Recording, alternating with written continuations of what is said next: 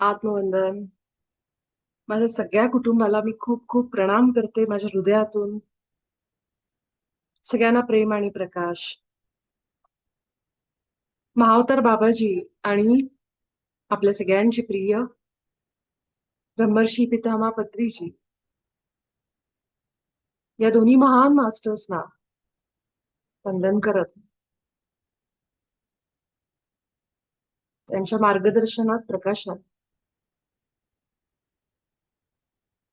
आपण आपलं आजचं सत्र सुरुवात करू. आपल्या सगळ्यांच्या उच्च स्वला प्रणाम. तुमच्या सगळ्यांचे अनेक आभार. तुम्हाला सगळ्यांना हृदयातून प्रणाम. आत्मवंदन.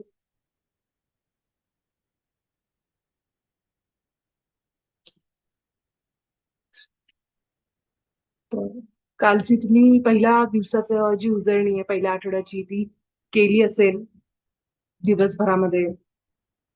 कारण ह्या सरावासाठी आपल्याला काही खूप वेगळा असा अतिरिक्त वेळ एक्स्ट्रा वेळ द्यायची गरज नाहीये. आपण दिवसभर तशीही सगळेजण विचार करत असतो. फक्त आता आपले विचार थोडे बदलायचे आणि जे बाबाजींनी सांगितलेले विचार आहेत ते घेऊन यायचे. दिवसभर आपण आपल्या हृदयामध्ये राहून जेव्हा जेव्हा आपल्याला आठवण आली त्यावेळी हृदयात जाऊन आपण ईश्वरी प्रतिमेत बनलोय, ईश्वराचे गुण आपल्यामध्ये हे म्हणतोय म्हणतोय ना सगळेजण. आणि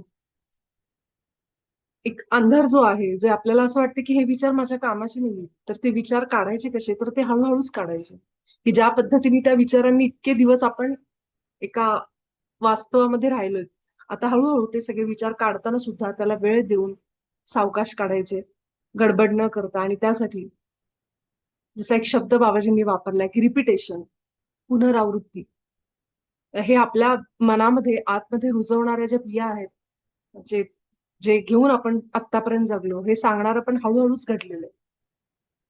की माझ्यात ते नाहीये, मी करू शकत नाही, मी हे असं माझं, मी अशी आहे, मी तशी, हे सगळं जे आपण बनवलेलं आहे हे सुद्धा हळूहळूच टप्प्याटप्प्याने आपल्या जसे जसे आपण जन्म घेतल्यावर मोठे होत गेलो, समज येत गेली आणि ज्या जगामध्ये आपण वाढलो, शाळा असेल, कॉलेज असेल, आपलं घर परिवार असेल, मित्र कुटुंब असतील, या सगळ्यांबरोबर जसे जसे आपण वाढलो तशी तशी आपली एक आपला एक प्रोग्राम तयार झालाय, एक जडणघडण झाली आपली. आणि त्याच संस्कारांमध्ये राहून आपण स्वतःला कडे बघतो आरशात बघितल्यानंतर, की कुणीतरी मागे मला जे काही बोललं होतं तेच मी आहे आता, जी समोर उभी आहे. पण बाबाजी आता आपल्याला मूळ स्वरूप दाखवतात, आपल्या मूळ स्वरूपाकडे घेऊन जातात, की हे तुमचं रूप आहे जे कुठल्याही मास्क शिवाय न जगता, न घालता तुम्ही जगायला पाहिजे, हे आपल्याला ते सांगतायत. आणि आपल्याला सांगतायत की आपल्या विचारांची शक्ती काय, विचारांमध्ये आपल्या किती शक्ती आहे हे आपल्याला ते आठवण करून देत आहेत. ज्यावेळेस आपल्याला हे आठवतं त्यावेळेस आपली ह्या सगळ्या वास्तवामधून मुक्तता होते. म्हणून एक वाक्य वापरलंय बघा बाबाजींनी 6व्या धड्यामध्ये, 7व्या धड्यामध्ये, जो आता आपण केला, विचारांमध्ये सुधारणा, ज्यामध्ये बाबाजी म्हणतात की आता तुमचा वेळ, आता तुम्ही तुमची रियालिटी, वास्तव बदलू शकताय. आता तुमच्या सृजन करण्यामध्ये आपण जे आपल्या बाजूला निर्माण करतोय, जे जे एक एक गोष्ट माझ्या आयुष्यात मला काय काय पाहिजे हे सुद्धा आपण विचारांनी निर्माण करू शकतो. इतकी शक्ती आपल्यामध्ये, त्याच्यामध्ये कुठलंही लिमिटेशन नाहीये खरं तर. पण आपल्याच मनाचे काही ब्लॉकेजेस असतात, आपल्यालाच माहित नसते की ह्या शक्ती माझ्यात आहेत, ज्यामुळे आपण एका अशा रियालिटीमध्ये आतापर्यंत राहिलो. आणि ज्या वेळेस मला समजलं की माझ्या समोर गॅसची शेगडी आहे, तो कसा चालू करायचा हे माहित नाही मला, कुणीतरी येते आणि सांगतं तिथे जो लायटर ठेवलेला आहे त्याच्याने तू ते ऑन कर, किंवा ते नॉब असे फिरव म्हणजे तुला समजेल. मग आपण म्हणतो अरे अच्छा, मला इतक्या वेळ माहितीच नव्हतं. ही साधी इन्फॉर्मेशन की तो गॅस कसा चालू करायचा, किंवा अशा मोठ्या मोठ्या हॉटेल्समध्ये गेल्यानंतर तिथे नळांना बघा, नळ जे असतात ना ते नॉर्मल असे नसतात. ते किती वेळ प्रयत्न केल्यानंतर समजते की ते कधी कधी सेन्सॉरवर असतात, की हात असं असं केल्यानंतर पाणी येतं आपोआप त्याच्यातून. पण तिथं उभ्या असणाऱ्या माणसाला माहिती की हा नळ आहे आणि ह्याच्यातलं पाणी मला पाहिजे, पण ते कसं वापरायचं माहित नाही. जेव्हा कुणीतरी सांगतं हे असं वर करा, खाली करा, असं जे काही त्याचं टेक्निक आहे, त्या पद्धतीने मग आपण वापरल्यावर कळतं अरे अच्छा हे असं आहे का, बरं. म्हणजे आपल्या आयुष्यातली सुद्धा छोटी छोटी गोष्ट ही माहिती नाही म्हणून आपण वापरू शकत नाहीत. अशा घरात अनेक वस्तू पण असतात ज्या तशाच पडून आहेत, कारण आपल्याला असं वाटतं हे येत नाही, मला कसं वापरायचं मला माहित नाही. त्यामुळं तिथं आपल्याला ज्ञान नाहीये त्या गोष्टींचं. तसंच माझ्या आतमध्ये जे ज्ञान आहे, जे माझ्या आतमध्ये जी शक्ती विचारांची, ती कशी वापरायची हे मला माहित नाहीये. ते सांगणारं कुणीतरी जेव्हा माझ्या आयुष्यात येतं, की तुझ्या आतमध्येच आहे आणि तुझ्या विचारांनी तुला पाहिजे तसं एक वास्तव तू निर्माण करू शकते. हे जेव्हा मला बाबाजी येऊन सांगतात, त्यावेळेस मला समजतं, की मी एका संपूर्ण स्वच्या स्वरूपात येत येण्यासाठी, म्हणजे आठवण्यासाठी मी हे सगळं करते. आणि संपूर्ण स्व म्हणजे काय? मी ह्या शरीरामध्ये असलेली मी, जिला माहिती की 5 इंद्रिय आणि हे शरीर, हे माझं अस्तित्व आहे. पण ह्याच्या पलीकडे जाऊन माझा उच्च स्व आहे, माझा हायर सेल्फ ज्याला आपण म्हणतो, माझा अंतरात्मा, ज्याच्याबरोबर मी एक झाल्यानंतर, युनिफाईड झाल्यानंतर, मी संपूर्ण स्वच्या स्वरूपामध्ये माझं आयुष्य जगते. आता येणाऱ्या काळामध्ये मी तुम्हाला अजून एक सांगते, जेव्हा युनिफाईड मी 2 वर्षापूर्वी केलं होतं आणि किंवा मागच्या वर्षी पण ज्यांनी ज्यांनी केलंय, त्यांच्यापेक्षा जसे जसे आपण पुढे जातोत ना, जी लोक आत्ताच्या काळामध्ये करतात, अजून पुढे जे लोक करतील ना, त्यांना युनिफाईडचे अजून जास्त पटकन अनुभव यायला लागतील. कारण वेळच तशी आली. तुम्ही अम, जर जे पुस्तक मध्ये मी सांगितलं होतं, की आपल्या पिरामिड मास्टर जे आहेत दीप्ती मॅडम, त्यांचं जे एक पीएमसी हिंदीवर एक सत्र असतं, तत्वमसी म्हणून. त्यामध्ये ते एकदाच असतं आठवड्यातून, आणि ज्यामध्ये मॅडम सगळी माहिती देतात, की कसं आपण ह्युमॅनिटी कशी हळूहळू पुढच्या पुढच्या टप्प्याला जात, आता असेन्शन प्रोसेस कशी आहे, हे सगळं तुम्हाला ज्ञान त्याच्यामध्ये मिळेल. जरूर ते सत्र तुम्ही ऐका, ते तुमच्या ज्ञानामध्ये भरच टाकेल.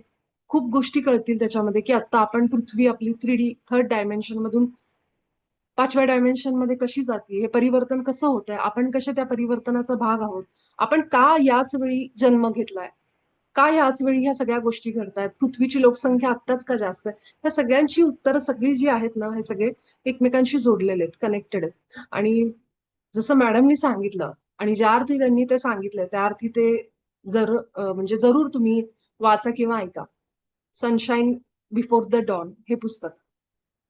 आपलं युनिफाईड करत असताना सोबतच युनिफाईड वर फोकस पाहिजेच, आपल्या हृदयामध्ये आपण आहोतच, पण सोबतच जेव्हा आपल्या कानापर्यंत अशी इन्फॉर्मेशन येते, तेव्हा एक स्टोरी म्हणून ऐकायला हरकत नाही, सुरुवातीला आपल्याला नाही कळलं तरी.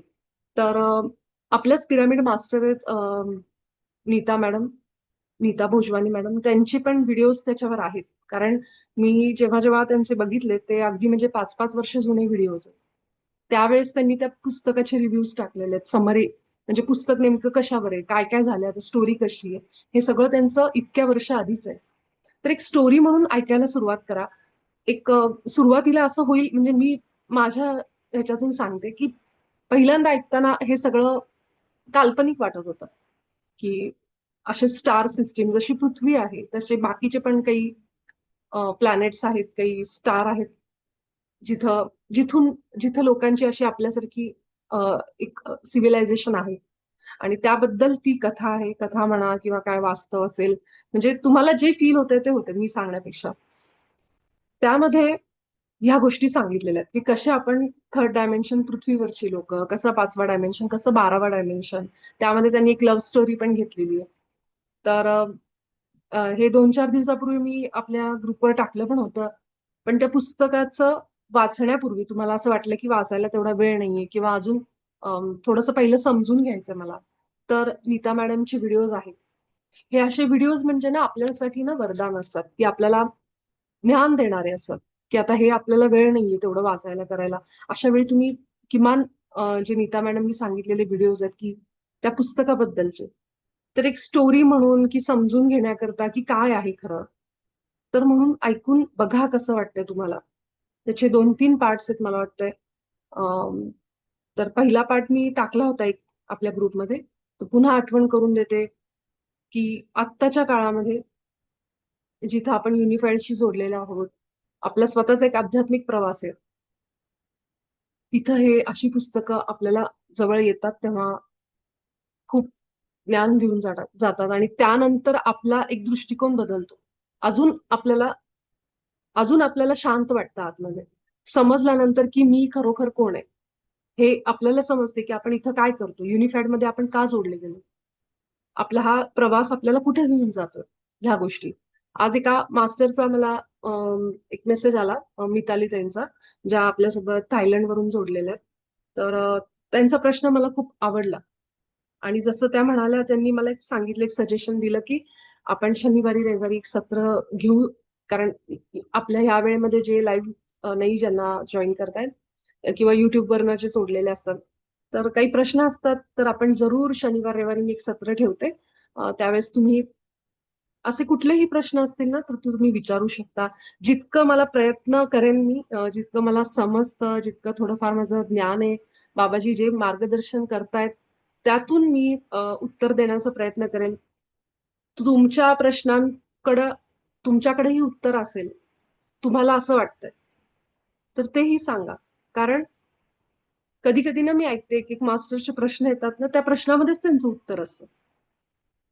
पण कुठं कुठेतरी अजून थोडंसं त्यांना असं वाटत असतं, हे बरोबर आहे का, मी विचार करते तो बरोबर आहे का. मुळात हे असते की मी विचार करते ते बरोबर आहे का, ही शंका असते प्रत्येकाच्या मनात. त्यांना उत्तर माहित असतं, उत्तर माहित नाही असं नाही, पण कुणीतरी म्हणावं हा तुझं हे बरोबर आहे, म्हणजे एक कन्फर्मेशन पाहिजे असतं. ज्या फेज मधून मी सुद्धा गेले, मलाही वाटायचं की कुणीतरी मला सांगणार मिळावं की हा हे तू जे विचार करते ना ते बरोबर आहे. पण तसं कुणी मिळालं नाही, आणि शेवटी अशी परिस्थिती निर्माण झाली की बाबाजी, मी युनिफाईड मध्ये मी गेले, आणि तिथून मग जे माझं अंतर्ज्ञान आहे आपल्या उच्च स्व सोबत जोडल्यानंतरच, त्याच्यामुळे मी इथपर्यंत तुमच्या समोर आले. त्यामुळं युनिफाईड हा जो अभ्यासक्रम आहे, तो आपल्या अंतरात्म्याशी जोडतो आणि आतूनच ते ज्ञान आपल्याला यायला लागतं. आत्ता पण ह्या क्षणाला सुद्धा किती आपले जे आहेत, आपण सगळेजण जे आहोत, सगळ्यांच्या आतमध्ये ते अंतर्ज्ञान आहे.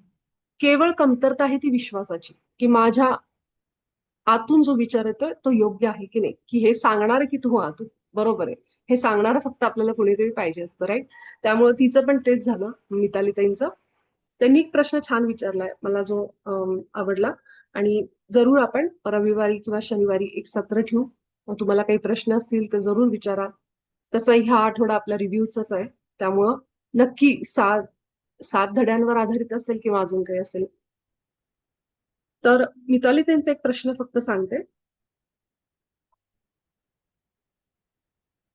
की जर आपण आणि इतर सगळेजण स्क्रिप्ट घेऊन आलो आहोत आणि प्रत्येक जण एक अभिनय करतोय, मग आपण का आठवायचं की दुःख का दिलं किंवा त्रास का दिला. सेल्फ रिअलायझेशन झालं आहे, मग आपण मागं का बघायचं.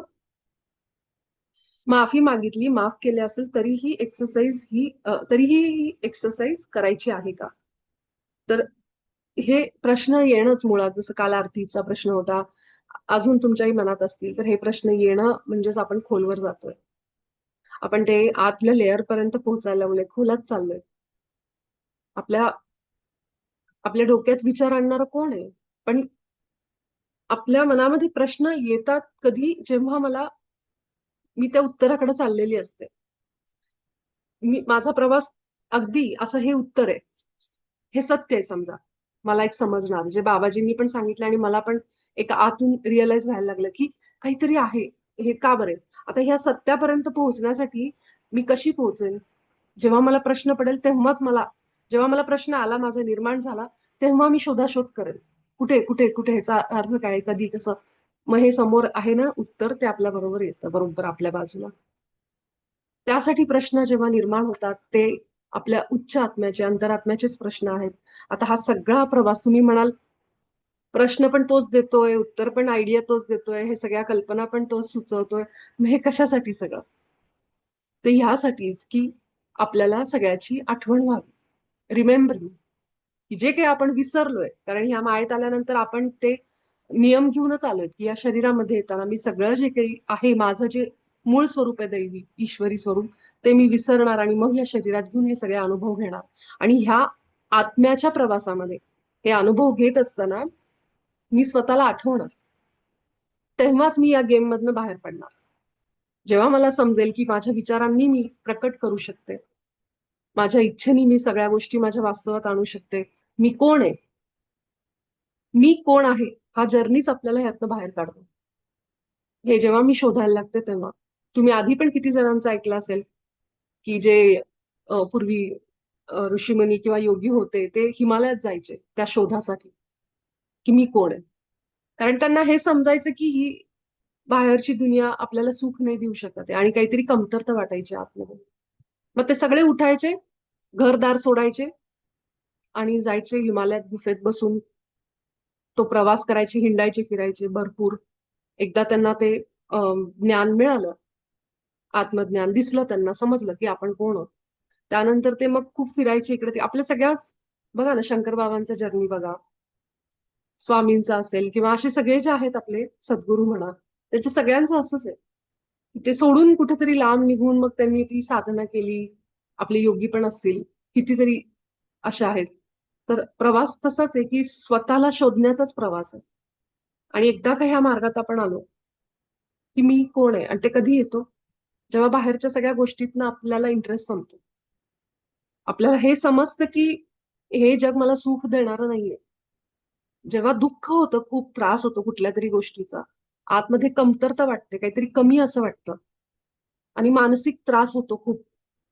आपल्या चांगल्या मार्गावर चालून सुद्धा जेव्हा माणसाला धक्के बसतात, पडतो, उठतो, त्यावेळी त्याला समजतं की हे काहीतरी वेगळं आहे. हे असं दुःख आहे जे मी अं, ज्याच्या पलीकडे मला बघायचं की हे कशामुळे मला असं होतंय, म्हणजे का, कोण, हीच प्रश्न असतात जे आपल्याला ह्या मार्गावर घेऊन येतात. मग इथे आल्यानंतर आपल्याला एक एक गोष्टी समजायला लागतात की आपण तर ते नाहीच आहे जे जितके वर्ष आपण बघतोय स्वतःला. आपण तर आत्म स्वरूपामध्ये, आत्मज्ञानाच्या मार्गावर आपण आलोय. मग स्वतःचं स्वरूप काय, मग ह्या गोष्टी सुरू होतात. मग असा एखादा कोर्स येतो, एखादा योग येतो आपल्या समोर, काहीतरी एक मार्ग मिळतो. कारण मार्ग, त्या म्हणतो ना की साधनं भरपूर आहेत. तर जसं मितालीताईंचा हा प्रश्न होता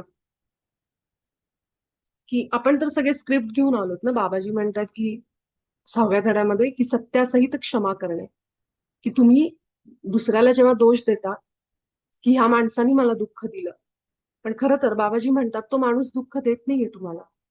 तो तर केवळ तेच करतोय जे तुम्ही त्याला करायला सांगताय. जो अभिनय मी सांगतेय. समृद्धीतही समजा मला माझ्याशी नीट वागत नसतील, तर मी म्हणू शकत नाही की त्या माझ्यावर खूप अन्याय करतायत. कारण मीच त्यांना सांगितलंय की तुम्ही तो रोल प्ले करा, तुम्ही हा अभिनय करा, जेणेकरून मला समजेल की काय आहे ती भावना, काय तो अनुभव, काय. मग मग आपण का आठवायचं की हे दुःख दिलं, हे आठवायचं का? तर ह्यासाठीच आठवायचं की जेव्हा मला सेल्फ रिअलायझेशन झालं म्हणजे काय, की मला समजलं की मी माझ्या विचारांनी सगळं निर्माण करू शकते.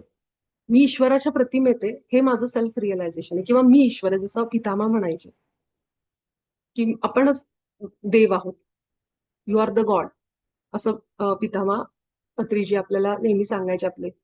तर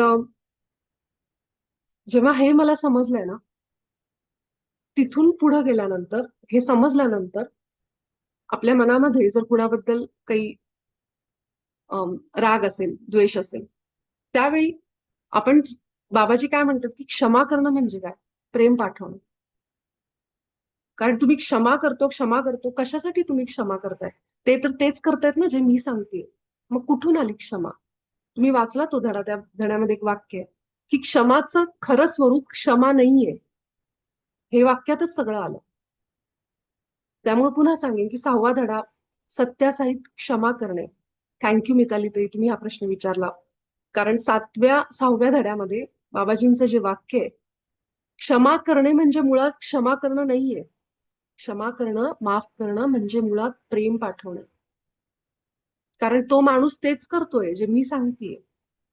तो डायरेक्टर जो पिक्चरचा आहे ना, तो म्हणल्याप्रमाणे हिरोनी काम केलंच पाहिजे, नाहीतर तो हिरो बदलेल, दुसऱ्या हिरोला घेईल. मग जर पिक्चर जो काढतोय तो डायरेक्टर, तो ऍक्टर, तो प्रोड्युसर, हे सगळं आपणच ह्या मार्गामध्ये आत्म्याच्या, की आपणच आहोत. ते सगळं आपणच लिहितोय, कथा आपली आपणच ऍक्टिंग करतोय, सगळं आपण करतोय. मग त्यावेळी जेव्हा मला समजतंय, मी क्षमा करते, मी समृद्धीताईंना क्षमा करते. कशासाठी क्षमा करते मी? मीच तर त्यांना सांगितलंय की तुम्ही माझ्याशी वाईट वागा. मग मी असं कसं म्हणू शकेन की मी तुम्हाला क्षमा करते? कशासाठी क्षमा करते? सांगणारी तर मीच आहे, त्यांना रोल देणारी मीच आहे. म्हणून बाबाजी म्हणतात की क्षमाचं मूळ स्वरूप क्षमा नाहीये. जर तुम्ही ह्याच्या आधी कधी जेव्हा कधी तुमच्या आयुष्यात कुणाची माफी मागितली असेल किंवा कुणाला म्हणाला असत की चल मी तुला जाऊ दे माफ करून टाकते, अरे माफ करायचा प्रश्नच नाही, प्रश्नच उद्भवत नाही. कारण माफ करण्यासाठी त्या माणसानी आपल्या इच्छेविरुद्ध काहीतरी करायला पाहिजे. मी नाही म्हणत असताना जर समृद्धीताई माझ्याशी वाईट वागतायत, तर मग मी त्यांना म्हणलं पाहिजे जाऊ दे मी तुम्हाला माफ करते. इथं तर मी त्यांना सांगते की तुम्ही माझ्याशी वाईट वागा. म्हणून ते वाक्य लिहिलेलं आहे तसं की करणं, क्षमा करणं म्हणजे केवळ प्रेम पाठवणं. हे समजून घेणं की त्यांना मीच रोल करा म्हणते, ऍक्टिंग करा तुम्ही, हे समजून घ्या असं म्हणतात बाबाजी त्या धड्यामध्ये आपल्याला. की आजपासून तुमची कंप्लेंट्स बंद झाली पाहिजेत असं लिहिलेलं आहे त्याच्यामध्ये वाक्य. की आतापासून तुम्ही कुठल्याही व्यक्तीला किंवा आपल्या आजूबाजूच्या परिस्थितीला म्हणूच शकत नाहीत की हे यांनी असं वागले माझ्याशी, हे आमच्या घरी असंच आहे, आमच्या घरी. हे सगळं आपणच केलेलं आहे हे सांगतात. म्हणून 6वा धडा अवघड आहे. 6वा धडा is not easy to understand. कारण हे आपण शक्यच नाही आपण ऍक्सेप्ट करणं की मला माझ्या आयुष्यात मी कशाला काटे पेरू. कुणाला असं आवडेल हे ऐकायला? जसं मी जेव्हा पहिल्यांदा 6वा धडा ऐकत होते युनिफाईडच्या वेळेस, तेव्हा मला खरंच अवघड गेला हा धडा. खूप अवघड गेला समजायला. पण त्यावेळेस लकीली म्हणतो आपण, मी पिरॅमिड मास्टर्सशी पण जोडलेली होते. आपले सगळे मास्टर्स होते ज्यावेळेस मी युनिफाईड करत होते, तेव्हा मी सकाळ दुपार संध्याकाळ ध्यान सत्र जसा वेळ मिळेल तसं बसायचे ध्यानाला. तेव्हा त्यांचे शेअरिंग पण व्हायचं, पुस्तकं पण वाचायची बाकीची.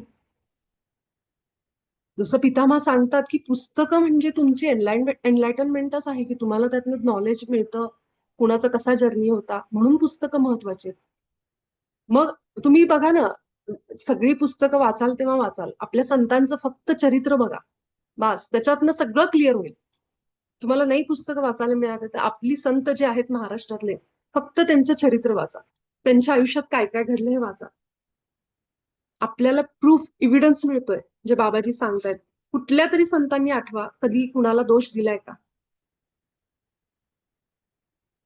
तुकाराम महाराज असतील, एकनाथ महाराज असतील, कुठलेही संत सांगा की ज्या संतांनी त्यांच्या चरित्रामध्ये असं लिहिलंय की माझ्या आयुष्यातलं दुःख ह्या माणसामुळे आलं.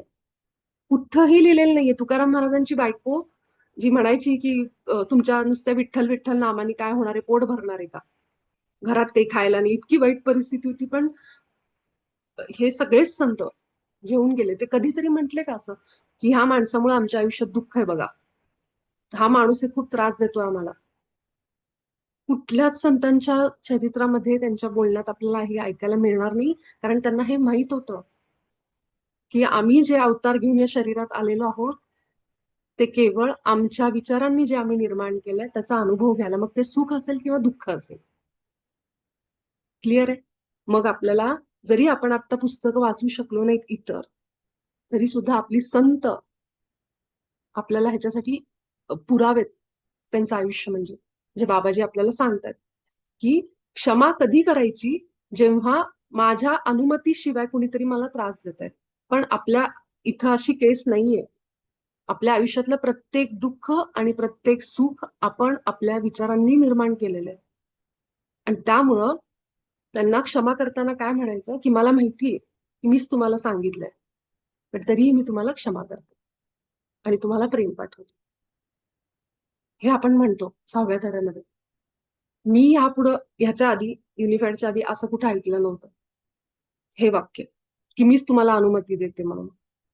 ना, तर माझ्या परवानगीशिवाय तुम्ही मला इजा नाही पोहोचवू शकत. मला माहितीये, म्हणजे माझी माझी तेवढी शक्ती आहे, माझी पॉवर आहे.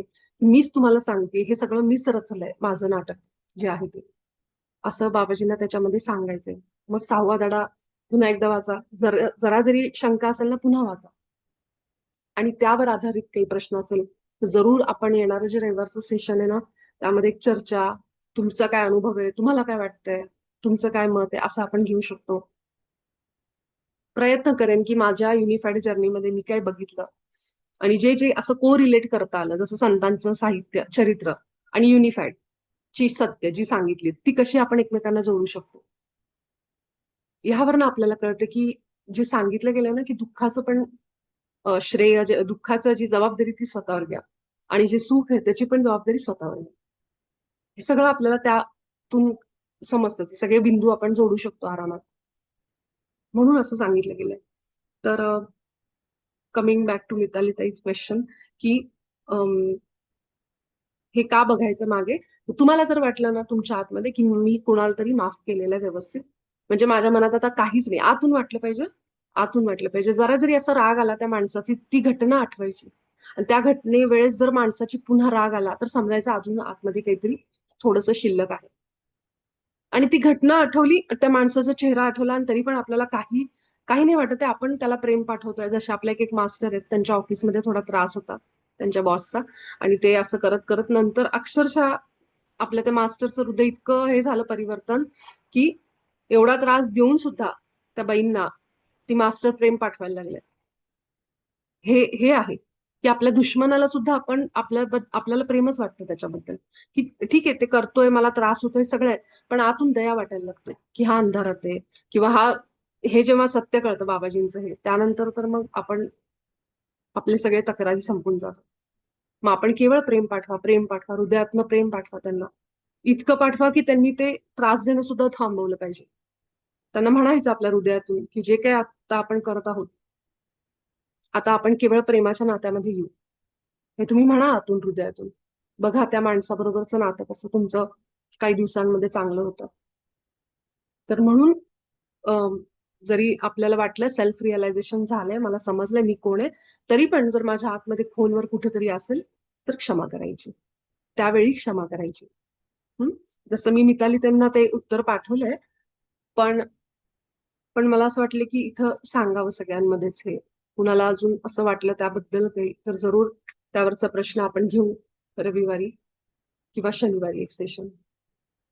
आत्ता आपण दुसरा जो आपला आहे धडा, दुसरी जे दिवसाची उजळणी ती पूर्ण करू.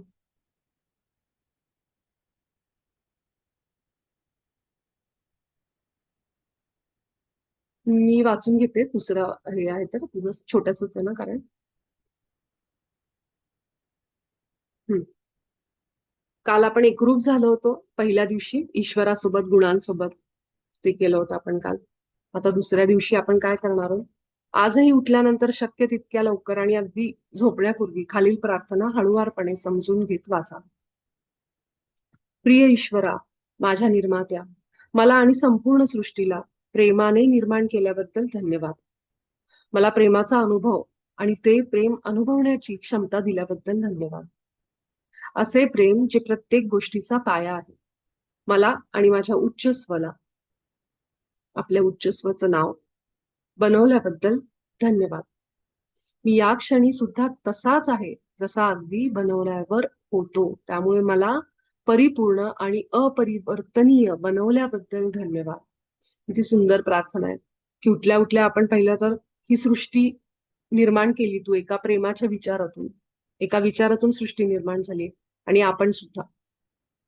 त्यामुळं मला सुद्धा तो प्रेमाचा अनुभव तू दिला. कशामुळं? कारण मी तुझ्यातून वेगळी झाले.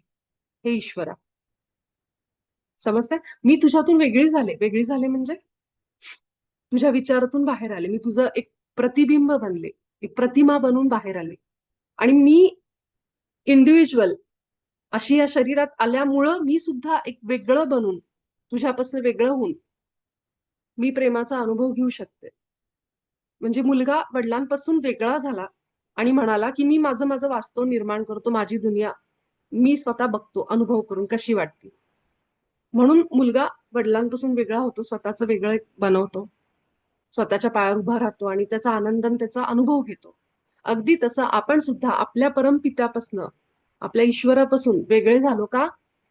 आपण म्हणालो की बाबा मला सुद्धा वेगळं व्हायचंय आणि बघायचंय की काय असतो तो अनुभव जो तुम्ही तुमच्या विचारातून आम्हाला निर्माण करा, की हा अशी मी एक सृष्टी निर्माण करतो, असे मी एक माझेच अंश निर्माण करतो जे हे सगळे अनुभव घेतील या सृष्टीचा. आणि ती पृथ्वीवर त्यांनी केली आणि त्या पृथ्वीवर आपण आलो हे सगळं अनुभव आला. जिथं दुःख आहे, सुख आहे, निराशा आहे, जेलसी आहे, तिरस्कार आहे, सगळं सगळं आहे. हेवेदावे, हे सगळं निर्माण केलंय आपल्यासाठी. आपण आपण आपल्या विचाराने निर्माण केलं. तर मला बघायचा अनुभव करून. म्हणून बाबाजी म्हणतात की नरकासारखी सृष्टी तुम्ही निर्माण केली तुमच्या विचारांनी, तरी सुद्धा तुम्ही दिव्य आहात, कारण तुम्ही निर्माण करते आहात. कारण तुमच्याकडे निर्माण करायची ताकद आहे. समजते? एक लक्षात ठेवायचं, माझ्या आयुष्यात दुःख आहे म्हणून मी कुणीही हीन नाहीये, अशी नाहीये की ज्याच्यावर आपण म्हणतो ना, आमच्याकडे देवाचं लक्षच नाहीये, असे बरेच लोक म्हणतात. आम्हाला सगळी दुःख दिली, आमच्याकडे देव बघतच नाही.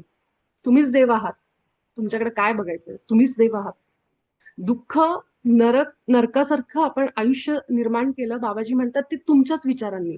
पण जरी तुम्ही तसं आयुष्य निर्माण केलं तरी सुद्धा तुम्ही दिव्य शक्ती आहात, ईश्वरी प्रतिमेत आहात, हे विसरू नका. मला निर्माण करायचं होतं, बघायचं होतं. जरी मला आता हे माहित नाहीये, तरी सुद्धा मीच निर्माण केलेलं आहे, जे दुःख आहे आणि जे सुख आहे ते. म्हणून इथे लिहिलंय की प्रेमाचा अनुभव आणि ते प्रेम अनुभवण्याची क्षमता दिल्याबद्दल धन्यवाद. असं प्रेम जे प्रत्येक गोष्टीचा पाय आहे, प्रत्येक कणाकणात, धुळीच्या प्रत्येक कणात सुद्धा प्रेम आहे.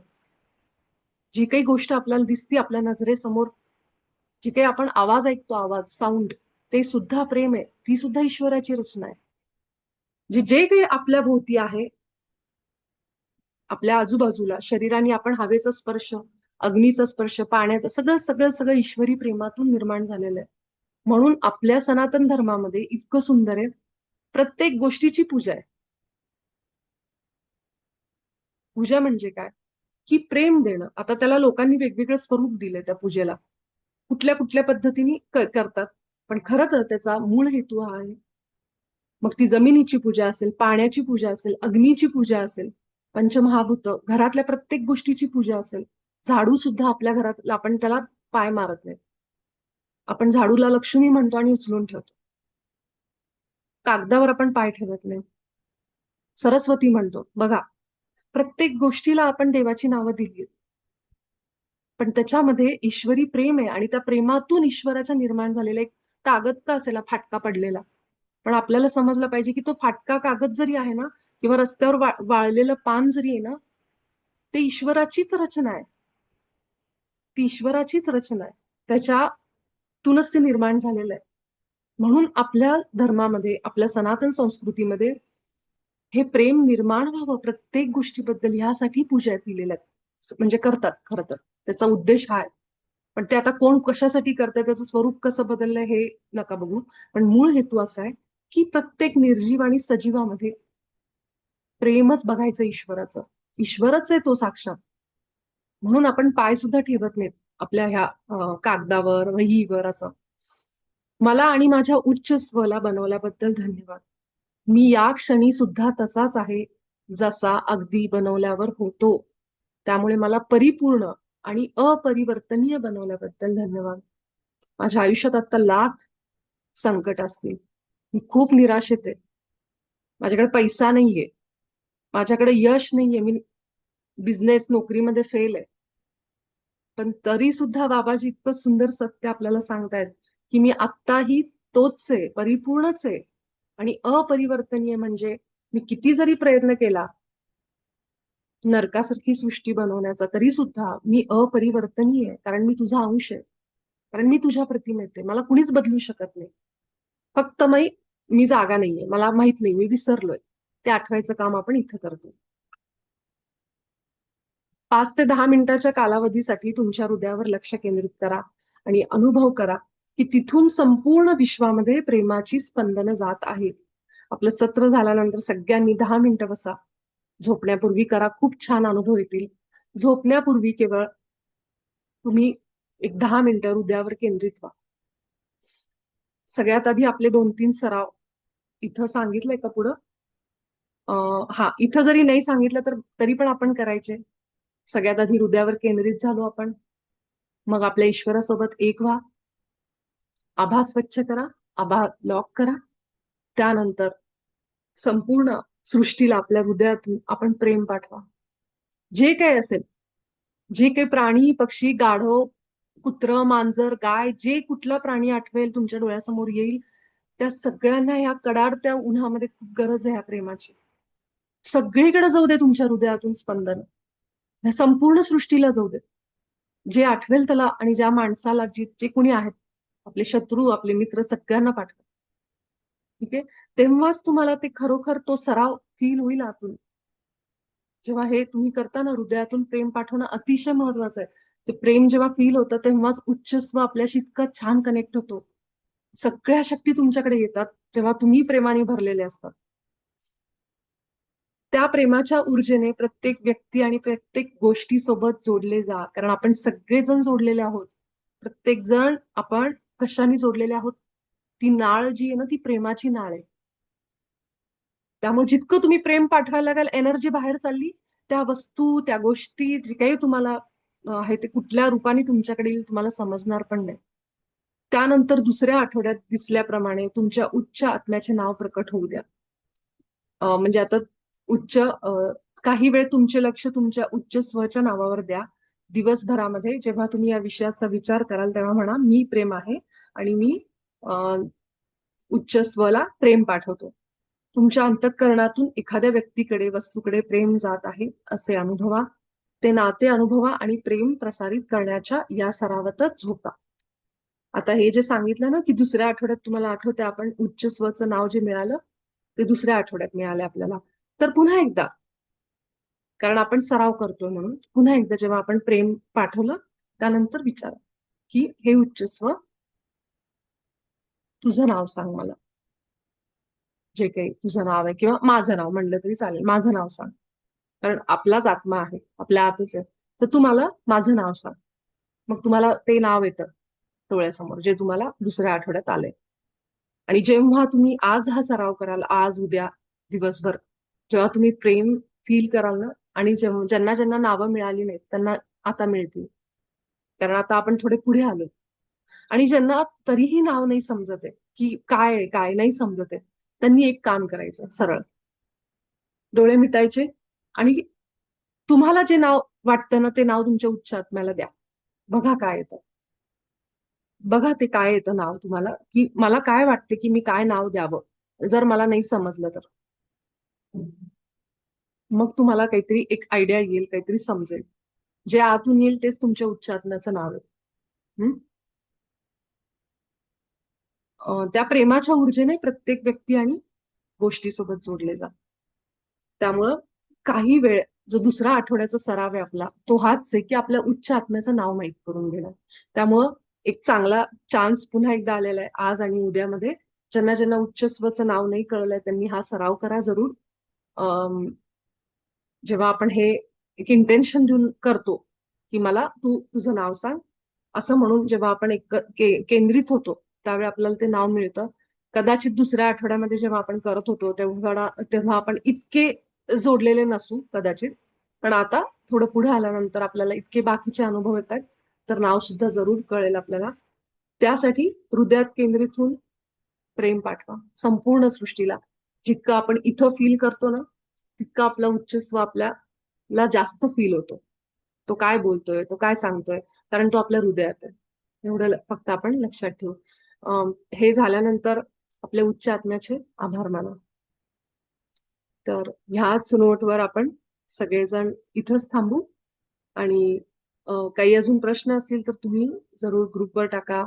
म्हणजे माझ्या ह्याच्यावर टाकू शकता. ग्रुप मी आत्ता ओपन नाही केलेला आहे कारण माझी इच्छा असं आहे की आपण सगळेजण जास्तीत जास्त युनिफाईड वरच फोकस्ड राहू.